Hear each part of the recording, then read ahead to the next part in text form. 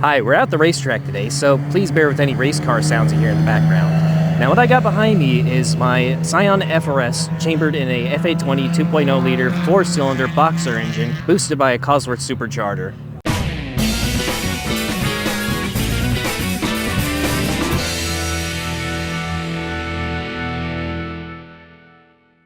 So, without further ado, here's my new ride.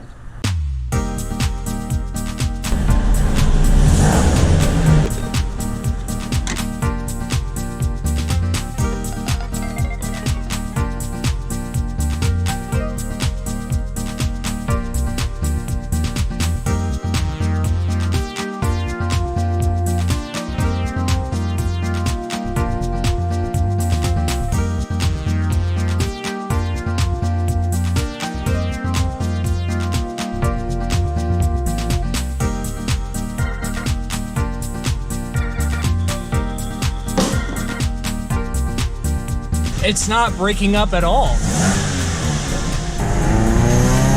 Holy shit! It's smooth! I fixed it! Car's back, the FRS is back. We're gonna start tracking this motherfucker soon, guys. Giving it that first fill up of 93 in a couple months. Ah, finally, no more finagling with this piece. I get to drive it now.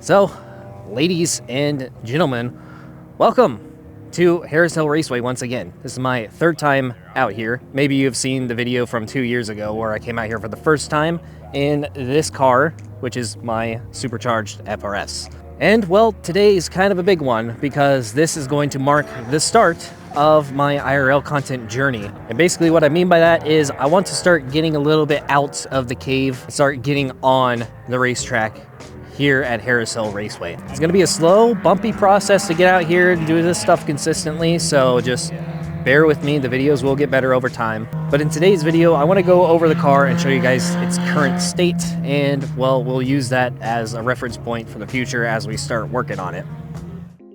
So obviously, let's start off with the front of the car and show you guys the engine bay. As I mentioned previously, this is a Cosworth twin-screw supercharger, which I don't know the exact wheel horsepower that it puts out right now, but apparently the car should be somewhere around 260 to 270 wheel horsepower with the supercharger, the smaller pulley, and the exhaust system. However, I've never dynoed the car myself in the 6.5 years that I've had it, so there's no telling how much power it makes at the moment, but that is like the main part of the engine bay. Now, I don't have an oil cooler on this thing, which is kind of sus for track days, but it does have a Subaru Forester style sandwich plate cooler, which essentially gets the oil temperatures up quicker on a cold startup, but I don't really know if it does anything about keeping the oil temps down as you're driving on the track. And there's no extra ventilation or anything like that, so no hood vents, no brake vents, nothing like that. The skid plate is actually missing because because not only did it scrape off the car, it actually, like, all the bolts that were holding it all stripped out. So I just took the skid plate completely off, so it's kind of naked under there. So it is a little bit less aerodynamically efficient because of that. The other things are a South Bend Stage 2 daily clutch, which is made to handle the extra power of the supercharger, as well as keeping the clutch feel almost exactly like stock. So the clutch it feels like a completely stock clutch, but it is able to hold more power. And there actually is a kind of an issue with the clutch, or it might be the transmission, I'm not sure yet. But for one, it's slipping whenever I do a launch, so I can't really abuse it today. And the second problem is whenever I put it into first gear from a stop, sometimes whenever I start releasing the clutch, I can feel like a grinding, like through the shifter and through the clutch pedal, which is a little bit alarming, because obviously that's not normal. And I'm not exactly sure what can be causing that issue, other than the fact like either it's not going fully into first gear or the clutch is like sticking, I guess you can say. I don't know how to describe it, but it's a weird problem and I have no idea what's causing it, but we might have to do some investigation over it pretty soon. As for the oil that I'm running, I am running HKS Super Oil, which I actually have a can of it right here. If you can't tell, I'm kind of a big HKS guy. But it's running HKS Super Oil 5W30 and just a regular OEM oil filter. As for the brakes, I just did a brake fluid flush yesterday, so I'm running modal 600, I think. It's either 600 or 660, I really don't remember. But I'm running that brake fluid, and I'm also running the Hawk HP Plus Sport brake pads. And those are made more for the track than they are for dailying.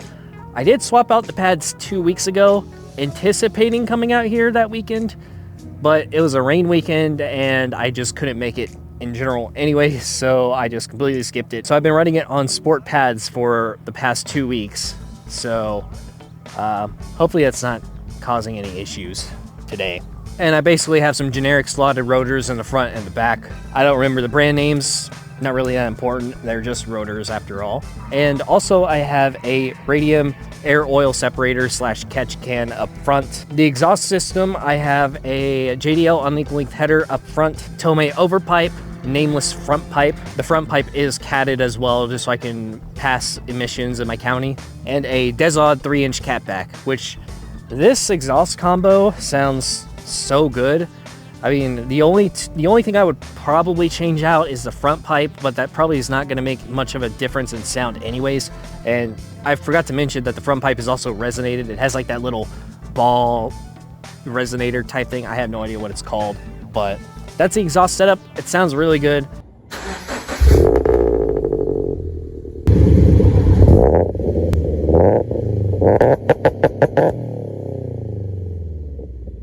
And yeah, let's move on to other parts of the car, which there really kind of isn't any other parts to show now that I think about it. I mean, I have TRD or lower ring springs, I have TSW Nürburgring wheels, Firehawk Indy 500s, and 235 40 R18, which I'm definitely going to consider changing those wheels out in the future, but it's just not a priority for me at the moment. And definitely not a priority for me until I start actually making it out here consistently. And consistently in my mind is like once every 2 or 3 months, something like that. But that's the current setup with the car. I mean, it's probably going to be okay today. I mean, it's not that hot, but when summertime rolls around, this thing is going to be running way too hot in its current setup. So if I'm going to drive it in the summer, then I'm definitely going to need some hood vents to get all that hot air out of the engine bay. Maybe a radiator. Not really sure on that one just yet, but most definitely an oil cooler, and probably whenever I get more grip, I'm going to need a baffle for the fuel pump and for the oil pan, because these cars have a tendency to run dry whenever you're in high Gs. I think it's like wherever you're turning hard right. I'm going to have to double check on that, but basically wherever you're going either hard right or hard left, there's a chance that the oil pickup is not going to get any oil. Same thing goes with the fuel filter. So that stuff is just like a disaster waiting to happen. And yeah, other than that, it's just cosmetics around the rest of the car. Not really relevant to go over them, but I will show them in some B-roll. And now you're probably wondering what my goals for this car are. So right now it's my daily. It's been my daily for the past 6.5 years. Eventually I'd like to turn it into a dedicated track car, basically strip the entire interior, put some good seats, roll bar, harness. Part of me wants to change out the supercharger. Part of me wants to keep it because it's a Cosworth supercharger. It's like one of the coolest pieces you can get for this car. And I kind of want to keep it. But at the same time, you know, I'm an HKS guy. If I'm changing out the supercharger, it's going to be for the HKS supercharger. Either that or I'm just going to engine swap the thing whenever I win big on the $20 scratcher. But we'll just have to see how things go over the years. Now, the one problem that I, much like every other car enthusiast on the planet, has is financing and, well, the green stuff, money. It's going to be very expensive to build this car, and taking it to the track consistently and getting it, like, keeping up all the maintenance with it, it's going to add up very fast. but hopefully the channel can help pay for some of that stuff. It would really be awesome if these track videos do very well as well, because the costs are gonna add up quick. I mean, pretty much the to-do list that I have for this car right now is probably like over $5 grand at this point. And then as far as the track goes, you're gonna have more tires you have to change out. You have to do oil, like basically all the fluids more often, pads, guest fees, gas to get down here.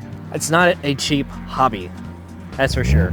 But that's enough talking. That's it for this video, basically just going over the car. I'm going to shut up and get on the track because I have killed so much time. It is already 12, and yeah, I want to get to driving, so see ya.